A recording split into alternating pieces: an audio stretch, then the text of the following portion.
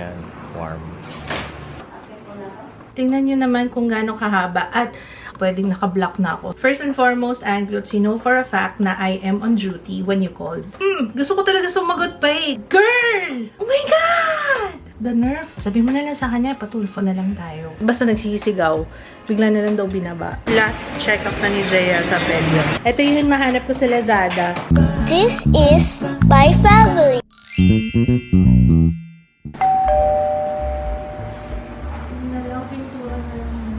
Kaya nga, pintura na lang. Kailangan pa ito yun. Oo. Pati yung wire. Oo. Buksan na ba? Hindi pa. Yung 8 watts yung ilalagay 8 watts na warm white light. Ah? Parang lampara, no? Bagay siya kasi yung mga ganito. Oo. Buti pala may bumili akong 8 watts. Kasi yung isa 4 watts lang, mas malabo. Pag sa baba, mas maano. Sa video, hindi siya dilaw. Ayun. Pero sa action, medyo manilaw-nilaw siya. Warm. Ayan, warm. Ayan, dilaw siya pag sa iPhone. Hindi lang mapinturahan yung kadena. Dapat yan black. Ayun, no? Wala pa kaming scaffolding. Oh.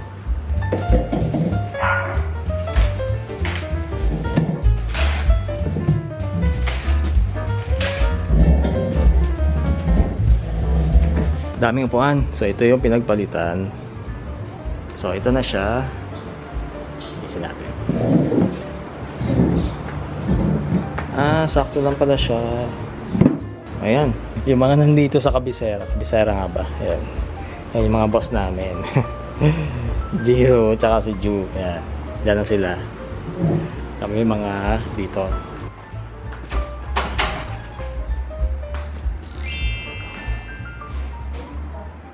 Okay guys, kanina ko pa iniisip, sabi ko ano ba, i-update ko pa ba kayo para sa closure kasi alam ko may mga magtatanong ano nangyari ate.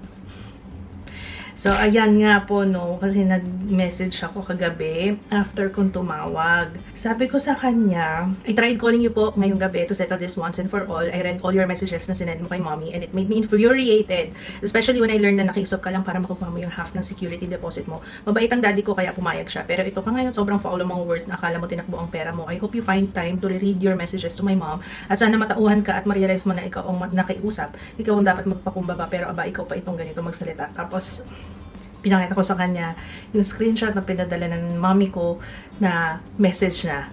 Kumbaga kung ano yung mga sinasabi niya sa parents ko. Total, hindi ka naman sumasagot. Ito yung continuation. Hindi ka naman sumasagot. Alam ko may time ka manood ng vlog. Doon ko na lang sasabihin lahat ng pakiusap ko sa iyo. Huwag mong guguluhin ng mga magulang ko. Lalong-lalo na ang tatay ko na senior at nagpapagaling pa. Hindi nila deserve na tratuhin ng ganyan. Lalo na sa taong pinakitaan nila ng kabutihan. Well, ito guys ito lang naman. Yun lang naman yung aking concern na mabait, kung sa mabait si mommy tsaka si daddy. Kausapin mo lang yan, makiusap ka lang. Ano na yan? Papayag na, ganun. Oo na kagad. Kung nakonsulta nga ako Kasi dapat talaga sa ganyan, hindi binabalik yung security deposit. So, andun na nga tayo. Siguro nakapag-promise sila daddy. Hindi naman ibig sabihin, hindi na nila talaga ibibigay yun. Nagkataon lang ngayon, ayaw kasi hindi lang magsabi sa akin. Nagkataon lang ngayon na napangunahan niya ng mga salita na ganun.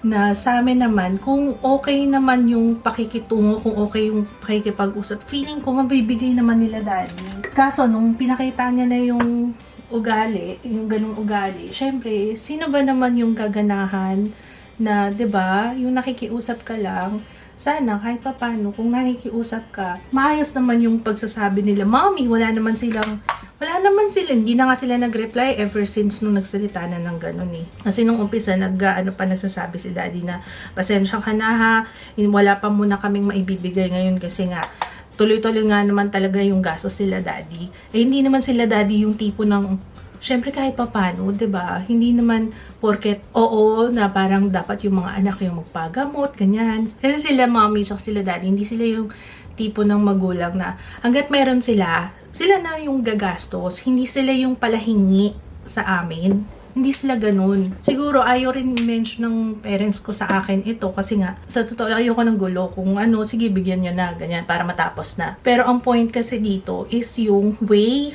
ng pagsasalita niya. Yun yung pinakapunto dun So, basahin ko pa ba yung reply niya?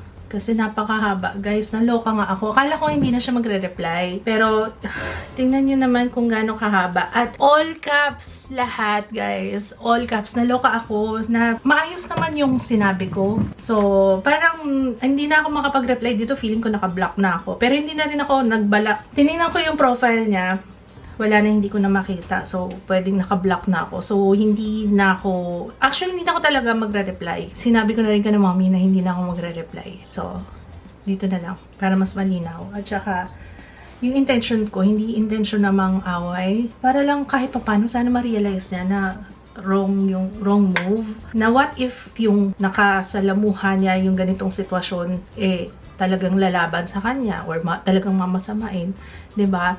Minsan kasi isipin muna natin yung sasabihin natin at wag muna yung emosyon ang pairalin. Kaya nga pinalipas ko muna yung isang araw bago ako nagsalita kasi nga pag nagsalita ako at yung emosyon ko yung pinairal ko, baka kung ano-anong masabi ko, 'di ba? So kailangan mo munang isipin ng mabuti. Hindi ka basta-basta magbibitaw ng salita na hindi mo, kasi yung salita hindi mo yan mababawi, 'di ba? Nasabi mo ni. So yun, pinag-isipan ko talaga na mabuti. Kaya niisip ko, teka nga. Sige. Yung reply niya, first and foremost, and Klutz. All caps yun, guys, ha? So alam mo nang palaban talaga to si ate mo, girl, na talagang okay, basahin ko na lang. First and foremost, Anglutz, you know for a fact na I am on duty when you called. If I did not acknowledge your first call, it means do not disturb. Pero ginawa rin niya yun, wait lang, side note. Ginawa rin niya yun nung time na, tinatawagan niya sila mommy, sila daddy. Si mommy lang yata tinatawagan niya. Pero di yun niya naisip yan. Okay. Respeto naman kasi ako ayokong mang-abala ng kapwa ko. Kaya humihingi ako ng pasensya if I did. Okay, forgiven. Ask May, your manager, and even apologize to her when I first called. Pero according to them, tawag nga siya ng tawag sa lugawan. So, syempre, parang nakaka-istorbo sa trabaho, sa mga ginagawa nila doon. Tumatawag daw yan sa Instagram, according to them. Kaya nga nakarating din sa akin dahil yun ang kwento. Yes, nakiusap ako and nag-promise silang ibabalik ng daddy, which is yun ang point ko kung anong usapan namin. Yung nakiusap ako tapos na yun. Andun na sa point na kung anong usapan at promise nila. So pinahawakan niya talaga yung sinabi ng daddy. Hindi pa naman yun nung time na yun, parang okay lang kay daddy Parang kahit kay mommy, okay lang sa kanila na nagsabi si daddy ng ganun na magbibigay. Pero, given the situation, syempre nga, ang daming kasos nila daddy, yung CT scan, yung endoscopy, na ilang buwan din nilang, every month, merong test si daddy, tas second opinion pa sila. So, ang daming nilang pinagdaanan in short. Another thing, wala sa usapan na kapag nangangailangan sila ng pera, hindi nila ibabalik ang pera ko. So, dinisregard niya na yung ganong situation, na kahit na may sakit ka, pag sinabi mo, promise mo yan. Pero syempre, given the situation, syempre, uunahin ng mommy tsaka daddy yung sa surgery ni daddy. Kasi nga, medyo, yun nga, extensive siya and we're glad na naging okay si daddy. Alam mo, hindi ko ginugulo ang parents mo. Basahin mo ulit ang messages ko. 6 months akong naghintay. Ask your mom kung kailan ko pa siya tinanong about that 17K pagkaalis namin sa Avida. Only last April 10 at hindi yun panggugulo. All caps, tapos exclamation point. Hindi daw yun panggugulo. Alam mo, kung ayaw akong bayaran ng daddy mo, so be it. Ang importante sa amin, never kaming nanloko ng kapwa namin at nag-promise na hindi tinupad at nagpaasa.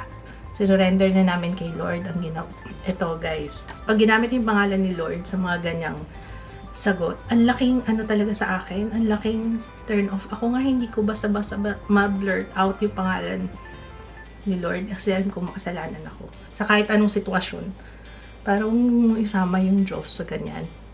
Nananahimik siya Ayun nga, sinurrender na namin kay Lord ang ginawa ng daddy mo. Siya na ang bahala sa lahat. Parang kung tutusin, gusto ko talaga sumagot pa kasi parang inaano niya yung tatay ko na yung tatay ko may utang. Walang utang yung tatay ko. Mother ka din, Antlutz, pero hindi ako tulad mong hindi marunong magpakumbaba. Daddy mo ang hindi tumupad sa usapan. Paano naman napasok yung pagpapakumbaba doon? Yung pagkasagot mo pa lang na naka-all caps asan yung pagpapakumbaba doon? Sino ang hindi nagpapakumbaba? May usapan kami at nagparami siya na hindi niya tinupad. Si Lord ang mas powerful sa lahat. Kaya may takot kami sa kanya. FYI, I deleted my message sa vlog mo and FYI, do not have the time to watch your vlog. Busy ako sa mas importanteng bagay. Kay Lord ka mag-explain. Kasi nasa kanya na ang maling ginawa ng daddy mo sa amin. Mas lalo pa kami bibigyan ng more blessings ni Lord dahil sa nangyari at may magandang kapalit ang ibibigay niya sa amin. Masaya pa rin kami despite sa ginawa ng daddy mo at the way you responded to me. Pera lang yan at hindi naman namin madadala sa kamatayan. Ang importante, hindi kami ang gumawa ng ganyan sa daddy mo. We'll keep praying for your family, lalo na ang maging complete ulit kayo. Paano mo nalaman? We're more than happy kasi isa sa kami sa reason at nakatulong sa expenses ng operation ng daddy mo. Girl! Oh my God!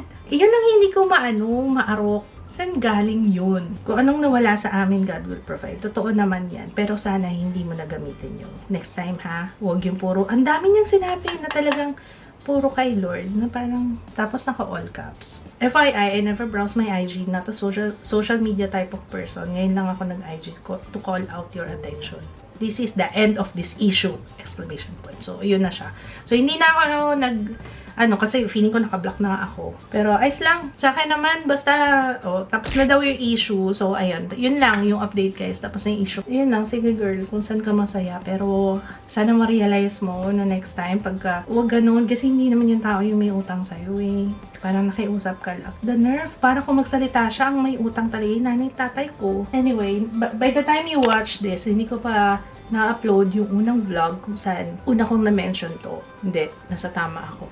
Nasa kontrata yan eh. So, ayun guys. Siguro ang moral lesson dito, ako may natutunan ako ngayon kasi parang ilang beses na yan nangyari. Kasi nga, parang hindi naman same situation. Pero parang may mga times na yung iba talagang ipoprovoke ka para sagutin mo. Akala kasi nila, hindi yan nalaban kasi may pinapangalaga ang pangalan yan, nasa YouTube yan, ganyan. Pero ay nako, kung paulit-ulit na, hindi, talagang kung alam kong nasa tama ako, ipaglalaban ko. Pero actually, hindi naman ako yung nasa ngayon, no? Kumbaga, hindi naman directly para sa akin, para sa parents ko, pero bilang anak, syempre pagtatanggol ko sila sa abot ng aking makakaya. Lalo na kung alam ko naman na nasa tama sila. Tsaka, tapos kung matatanda na yung mga magulang kung bakit pa igaganunin, bakit ihaharas ng ganun.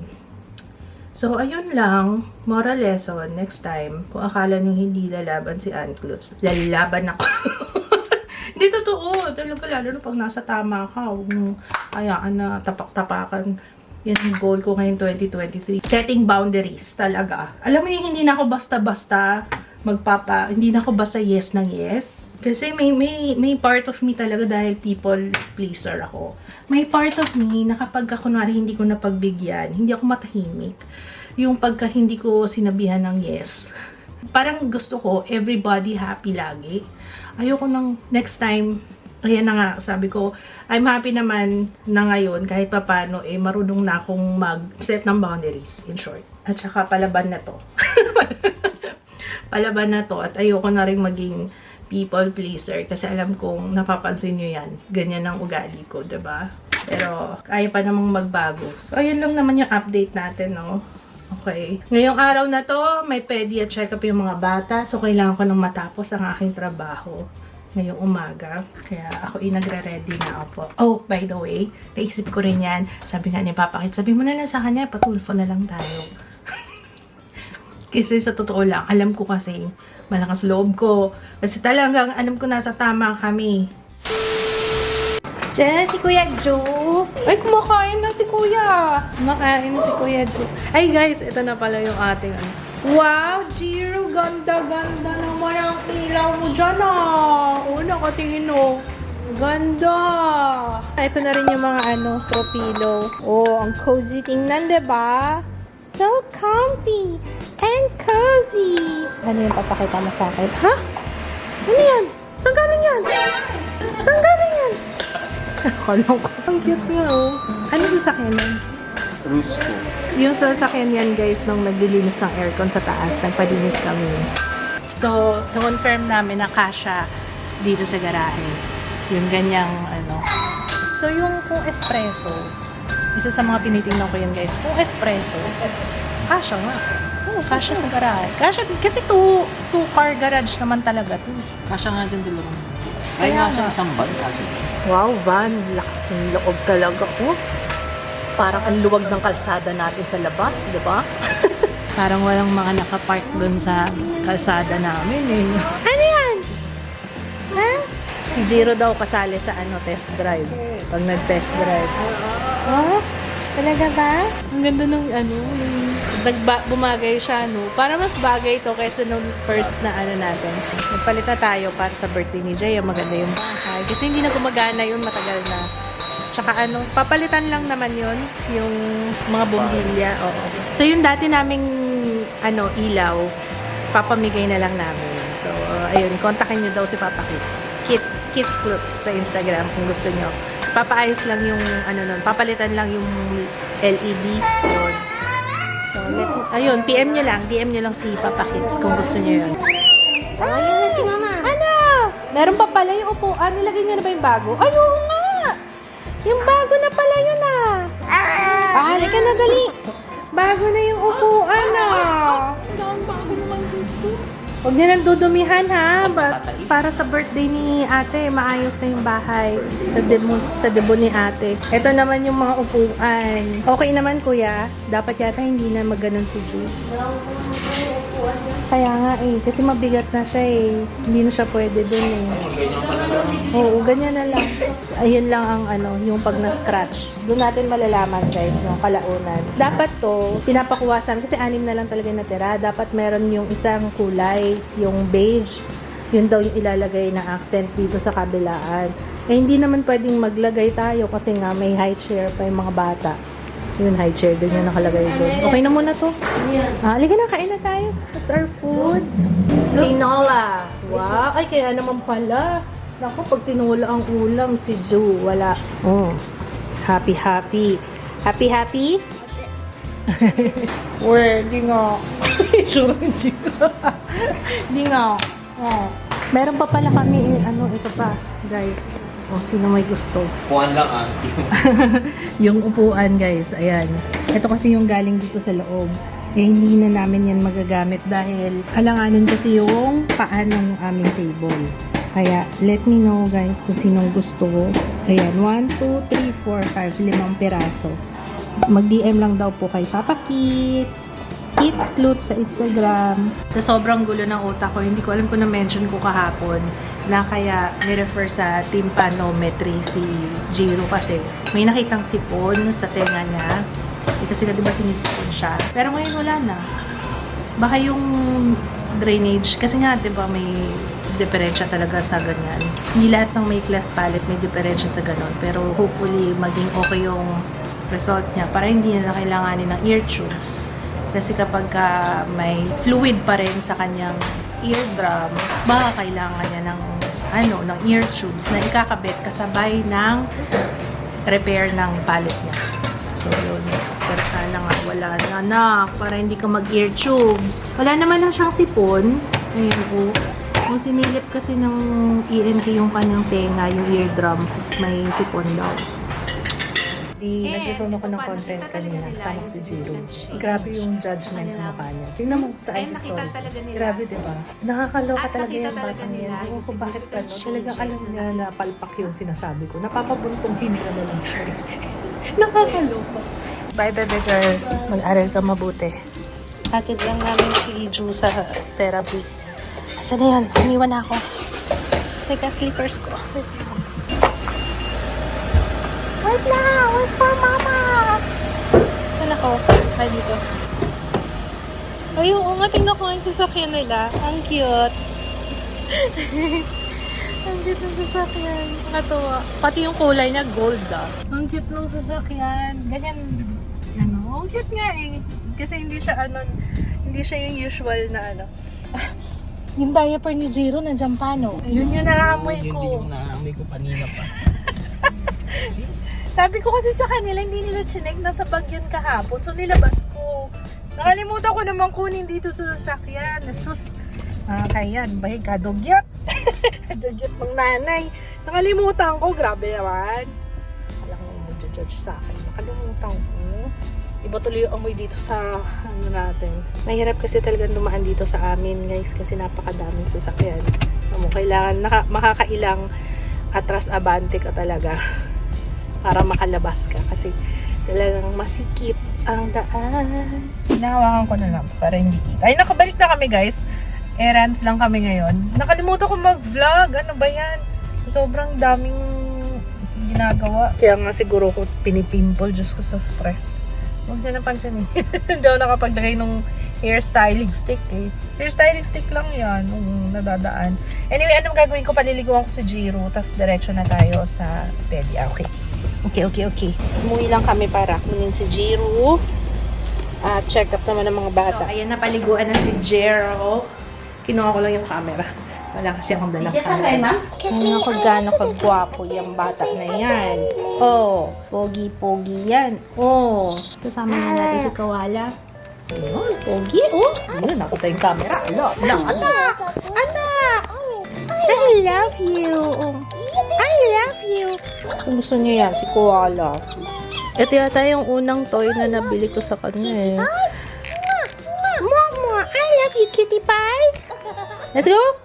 Last na update tungkol doon kasi nag-message sa akin si May, yung sa Lugawan. Sabi niya, ano daw, tumawag pala doon ulit, tas gamit ibang number. Tapos, pagkatapos niyang magsalita ng, basta nagsisigaw, bigla na lang daw binaba. Ang sabi lang ni May, ano, ma'am, wag mo akong sigawan, ma'am, sabi niya ni May. Parang may attitude talaga. Yun nga yung kay Lola, yung tsaka kay Lolo. Ewan ko, guys, ewan ko na lang. Pero, ayun, anyway, hayaan na natin yun. Ano tayo magagawa? Kaya, if you were in my shoes, anong gagawin nyo? Hayaan na natin, no? Pero, sana ma-realize niya in time. Kasi baka mamaya makatapat siya ng ano, diba? Masalamat siya, hindi naman kami, ano. Anyway. Hi, Jiro! Wala, inaantok na yung pasyente. Papa-check up tayo, tara na. Ay, pasabi pala ni Jaya, may request siya. Gusto daw niya ng tattoo pag 18 niya. Papayagan mo daw ba siya? Wala ko sa buhay mo. Pag pinagsisiya mo, huwag mo ako sisisihan. Oo, walang sisihan na. Oo. Saan? Sa mukha. I love my papa. Ay! Sana o. Yun daw papatato niya. Ang taas tuloy yung kilay ni Jiro. No. Ayoko. Pabutas din. O, butas din daw pa. Si papa mo daw, butasan niya yung ilong ba? Sa tenga ko. Butas ko ba? Kasi yung pangit ng butas ng tenga ko. O, didi, panawagan ka sa pedya mo dati pa. Nagre-reklamo siya doon sa butas ng tenga. Hindi maganda. Napansin ko rin yun eh. Iba kasi dati, nag-shape na kasi yung tenga mo. Hindi, pero anong pagkalagay pa lang niya eh, Dok? Mali talaga. Iba yung, parang iba yung angle ng ano niya, kaya ang pangit tuloy. May video pa kaya kami.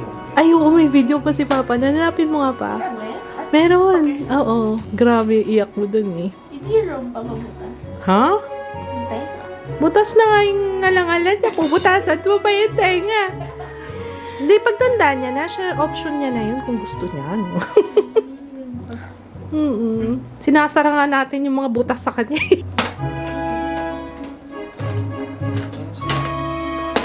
May lawin. Franco. And Franco. Ang sarap yung panoorin ng kawa-kawa. Oo. Tsaka yung para yung tingin niya. Sarap niya obserbahan.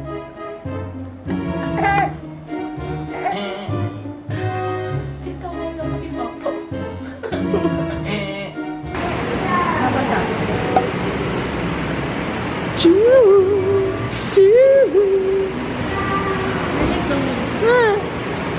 Babalik na kita kung saan ka nang galing. Balik na kita dito. Oh. Saan kumahawak dyan. Hi guys! Hindi dumedede na. Anak, huwag mong guluhin yung kapatid mo. Sit down lang. Last check-up na ni Jaya sa pedia. Kasi mag-18 na siya, diba? Uy, 18 na siya. Mag-18 na siya, so ito na yung last na pedia check-up. Sabi niya, saan na ako magpapacheck up next? Last pedia check-up niya na kasi mag-18 na siya, diba? Wala na. Oo.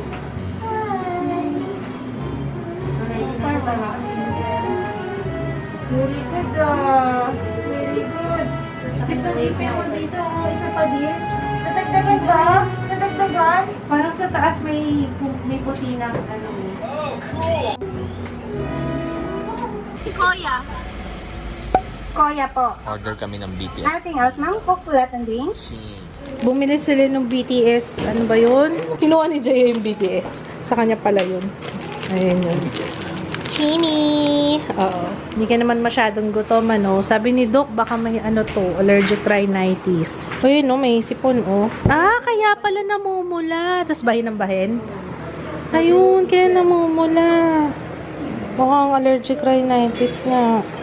Pero meron test na pinagawa si Doc. So, ayun nga, kailangan muna ng obserbahan si Drew. Binigyan siya ng gamot. Parang Montelukas, tsaka yung cetirizine. Tapos, maggawa kami ng symptoms diary daw. Symptoms journal for 1 month kung kumusta. Daily, kailangan i-monitor namin kung inuubo pa siya or sinisipon sa gabi and sa umaga. Usually daw kasi ang allergic rhinitis umaga at saka sa gabi. Eh, yun yung nangyari kay Jiro. Ay, kay Ju. Naluloka. Nagugulan. Kay Ju kasi lagi siya may ubo. Kaya yun ang monitor namin. Tapos papa-x-ray namin. Pati si Jaya. Si Jaya din kasi inuubo. Mukhang allergic rhinitis nga din eh. Si Jiro, bakuna lang sa kanya.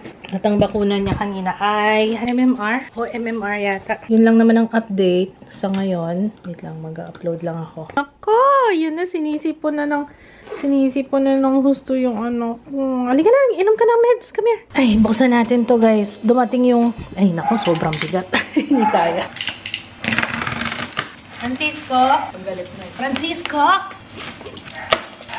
Nakakita ako ng maramihan na... Kasi marami na kaming lalagyan. Meron pala sila ng mga review. Simulan natin yung haul. Kasi magbubukas na ako. May mga packages pa ako sa taas. Ayun nga pala, meron pala akong babanggitin sa inyo na ano pala ako na ganun pala yun para i-check mo kung may allergic rhinitis yung anak mo. Kung umaga at saka gabi, doon sila inuubo, sinisipon, bumabahin. So yun nga yung napansin ko. Actually si Jaya, ganun na. Kasi sabi ko, ang tagal na nung ubo. Baka nga dahil allergic rhinitis na. Tapos si Jaya meron ng pleuritic pain daw. Kasi sabi nga niya, one time, mas sumakit daw yung dibdib niya. So, kaya kailangan nila magpa-x-ray. Ayan, tiny bags. Puro ano to, puro refill. Napakadami. Sige. Ayan, dinamihan ko na mas makakamura ang laki ng ticket busi pag marami. Eh, ito papasok lang ko. So, yan yung paborito namin laundry wash, obviously. Fabcon, fabric softener, at saka laundry wash. Ayan. Siyempre, tiny bags. Ang bango niya kasi. Nag-try na ako ng iba, guys. Pero iba pa eh. Ito yung nahanap ko sa Lazada. Siya yung pinakamadali eh. Tsaka ano siya, dihila. Hinihila lang. Pakita lang natin. Pero hindi pa namin ikakabit yan. Talaga naglalakad na. Ayan, itim. Ang itsura niyan, guys. Ganito. Ayan. So, dihila lang siya. Malaki yung inano ko eh. So, kahit na medyo alanganin tong ano namin. Carry naman. Yung sabit, pwede dyan eh. Pwede dito na. Oo. Ito mamag. Dito na. Pwede dito bando. Ayan o. Nabili ko yan guys sa sa Lazada. And hopefully, next time na, i-reviewin ko muna. Titingnan ko guys kung okay. Kasi hindi pa naman kailangan, hindi pa naman ganun talaga naglalakad si Jiro. Kapag ka talagang alam nyo na, kailangan na. Sa kanila namin ikakabit. At least may naka-ready na tayo. Parinig lang ako ng magja-Japan. Ayoko ba ito? Basta kung ganyan. Pwedeng habaon yan sa utak. Okay guys, so let's unbox! So ito yung projector. Ang daming labas na bago ng ever bilhin. Ganda oh! Ay, ang ganda! Yan ang photo album!